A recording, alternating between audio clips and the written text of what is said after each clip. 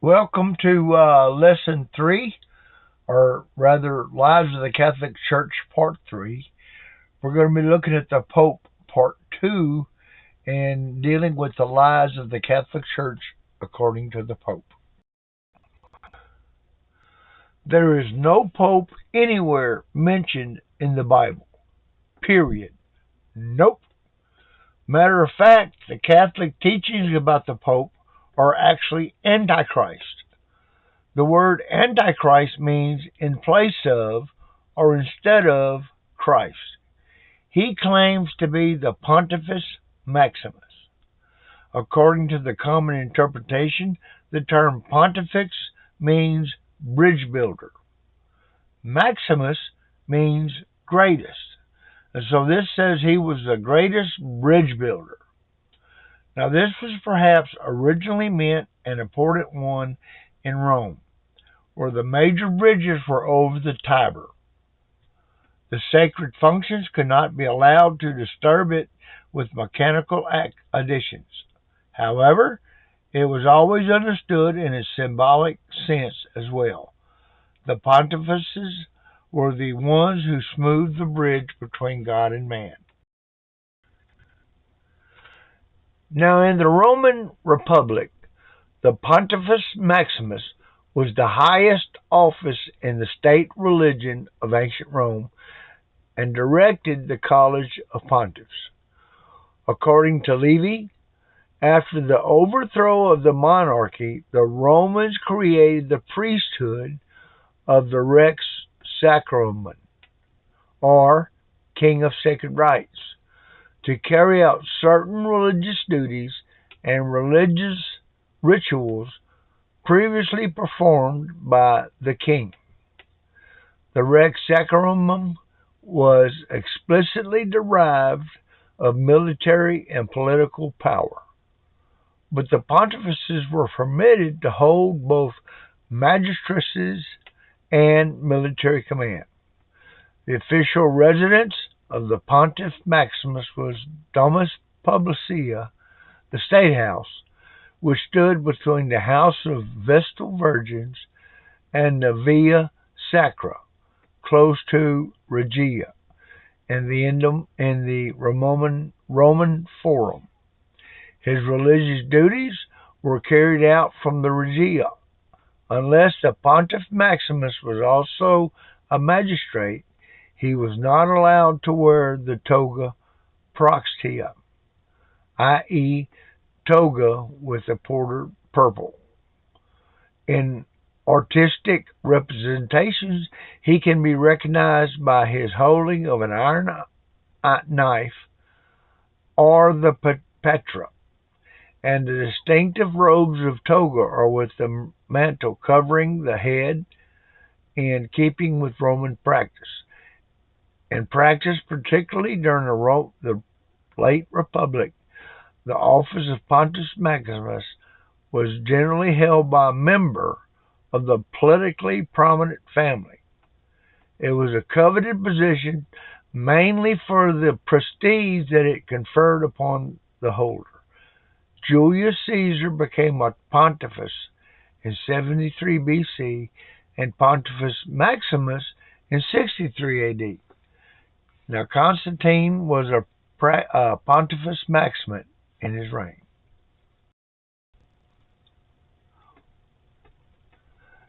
Let's look at the duties. The main duty of the pontifices was to maintain the pax decorum, or peace of the gods. The immense authority of the sacred pontiffs was centered on the Pontifex Maximus.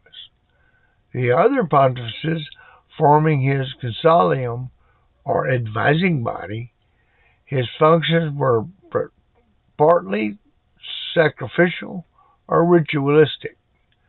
These were the least important. His real power lay in the administration of Luis Divium, or divine law. His real power lay in the administration of divine law. Information was collected by the pontifices and related to the Roman religious tradition, was bound in a corpus which was summarized dogma and other concepts. Nerius, depicting Julius Caesar as Pontifex Maximus, the chief departments of Julius Vitium may be described as follows: a regulatory of all expiatory ceremonials need as a result of pestilences and lightnings, etc. The consecration of all temples and other sacred places and projects dedicated to the gods. Notice, the gods, plural. All the fake gods and Christianity. Now, the regulation of the calendar, both astronomically and in detailed application to the public life of the state. The administration of law relating to burials and burying practice and the worship of the manes or dead ancestors. Superintendence of all marriages by conferito, originally all legal marriages. The administration of the law of adoption and of testimony succession. The regulation of public morals and findings and punishing offending parties. The original section of the Vestibule. Now, who were the main 12 pagan gods that Rome worshipped? Roman pagans worshipped 12 main deities that they adopted and adapted from Greek paganism. These gods were Jupiter, Juno, Vesta, Ceres, Mercury, Mars, Apollo, Diana, Vulcan, Poseidon, Minerva, and Venus. Romans also worshipped foreign gods such as the Egyptian goddess Isis and the Persian god Mithras. Okay, now we're going to look at a chronologically ordered list of Roman emperors beginning in the 1st century CE. We see Augustus from 27 BCE to 14 CE. During this time, Jesus was born during Augustus's reign. And actually, Jesus was crucified under Tiberius. I made a mistake and pointed to Claudius, but it's actually Tiberius from 14 to 37 CE, and this is the time frame that Jesus was crucified. And then you notice Nero began persecuting Christians here after the burning of Rome, and then he would take Christians and pour tar and oil all over them and set them on fire to light the city. And here we see the 2nd century of the Roman emperors. And here we see the 3rd century emperors of Rome.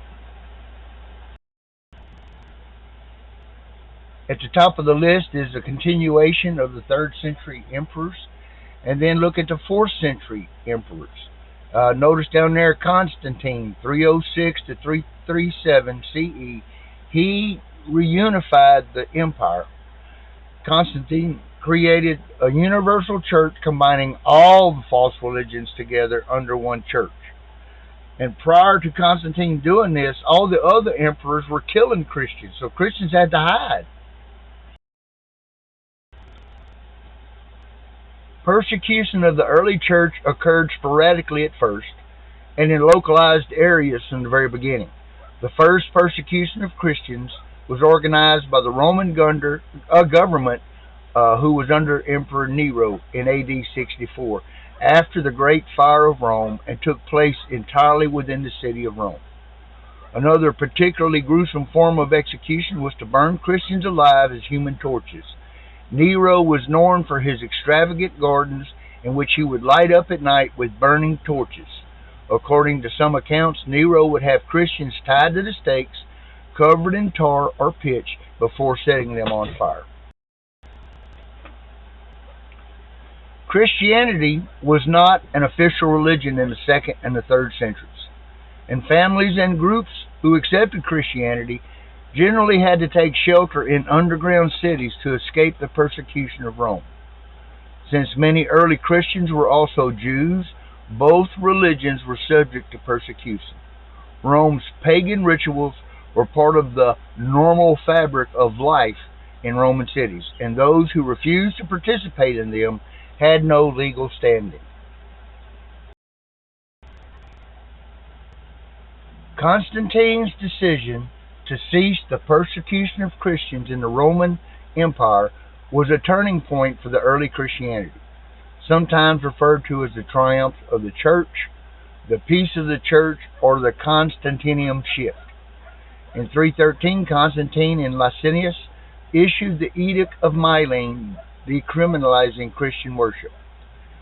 And notice what they said. And when we, Constantine, Augustus, and Augustus, met so happily at Milan and considered together that all the concern that the interest and security of the states, we decided to grant Christians and to everyone the free power to follow the religion of their choice, in order that this is divine in the heavens and may be favorable and propitious towards all who are placed under our authority. So Constantine rolled all the religions together. In 313, Constantine Licinius announced that it was proper that the Christians and all others should have liberty to follow the mode of religion which to each of them appeared best, thereby granting tolerances to all religions, including Christianity. The legend surrounding Constantine's victory in the Battle of the Milvian Bridge relates this vision of the Chi-Rho, in which the text Hoc signo vinces in the sky. His reproducing this symbol on the shields of his troops. The following year, Constantine and Licinius proclaimed toleration of Christianity with the Edict of Milan. And in 325, Constantine convened and presided over the First Council of Nicaea. None of this, however, has particularly much to do with the popes, who did not even attend the council. In fact, the first bishop of Rome to be contemporaneously referred to as a pope, or papa, or father, is Damasus, who was the emperor from 366 to 384. Moreover, between 324 and 330, he built Constantinople as a new capital for the empire, and with no apologies to the Roman community of Christians, relocated key Roman families and translated many Christian relics to the new church. So Damasus first is the first official pope, not Peter. Peter was never a pope. He never claimed to be pope. So it was Damasus, not Peter, the first pope. Hope you enjoyed this lesson, part 3 of Lies of the Catholic Church, and we're looking at the Pope, the second part. Next week we'll be looking at the Pope, part 3. Please like, share, and subscribe, and hit that notification bell, and I'll see you next time.